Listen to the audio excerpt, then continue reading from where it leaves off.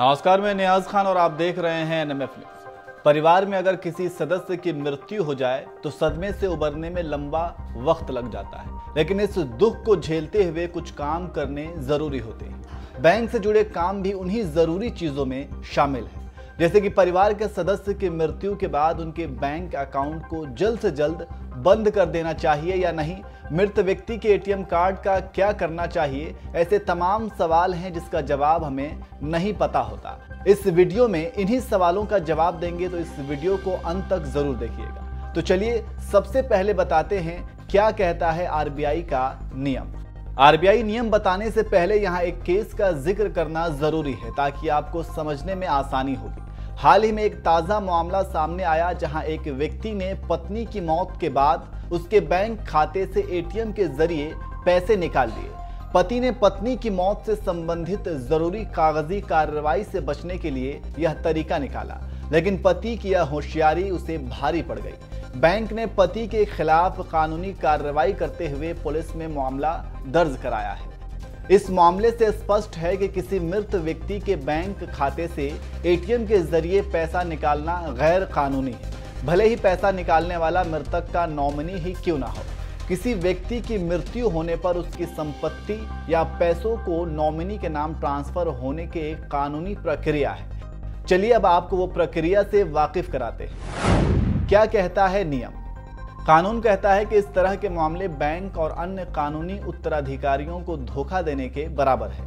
ऐसे स्थिति में कोई पुलिस शिकायत दर्ज कर सकता है जिसकी जांच की जाएगी। इन आरोपों के आधार पर आपराधिक दंड लागू होगा। अगर मृतक ने अपनी बैंक खाते में एक से अधिक नॉमिनी बनाए हुए हैं और उनमें से कोई एक व्यक्ति उस पैसे का इस्तेमाल करना चाहता है तो उसे अन्य नॉमिनी से सहमति पत्र लेकर बैंक में दाखिल करना होगा।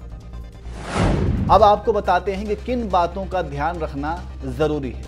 अगर किसी व्यक्ति का बैंक में खाता था और उसकी मृत्यु हो गई है तो डेथ क्लेम फाइल करने से पहले उनके परिजनों को कुछ खास बातों का ध्यान रखना चाहिए। ये पता लगाएं कि क्या मृतक का बैंक अकाउंट संयुक्त खाता था या फिर अकेले खुद।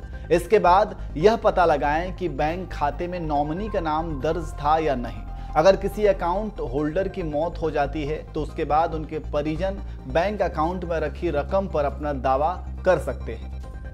अगर बैंक अकाउंट बंद करवाना चाहते हैं तो मृतक व्यक्ति का नोटराइज्ड डेथ सर्टिफिकेट देना होगा। स्थानीय नगर निकाय में आसानी से डेथ सर्टिफिकेट बनवाया जा सकता है। अगर कोई नॉमिनी है तो उसे सारे पैसे मिल जाएंगे जो इसे उत्तराधिकारी को सौंपेगा, लेकिन अगर नॉमिनी नहीं है तो परिवार का सदस्य जो उत्तराधिकारी होगा उसे डेथ सर्टिफिकेट के साथ बैंक में अपने और मृत व्यक्ति के रिश्ते से जुड़े डॉक्यूमेंट्स पेश करने होंगे। वहीं बैंक इंडेमनिटी बॉन्ड भी मांग सकता है। क्या है RBI के निर्देश? RBI ने बैंकों को ऐसे मामले में नर्म रुख रखने के लिए कहा है। परिवार के सदस्य की मृत्यु के बाद इसकी जानकारी बैंक को देने के लिए कोई तय समय सीमा नहीं रखी गई है। पीड़ित परिवार जब भी मानसिक तौर पर तैयार हो तब ये काम किया जा सकता है।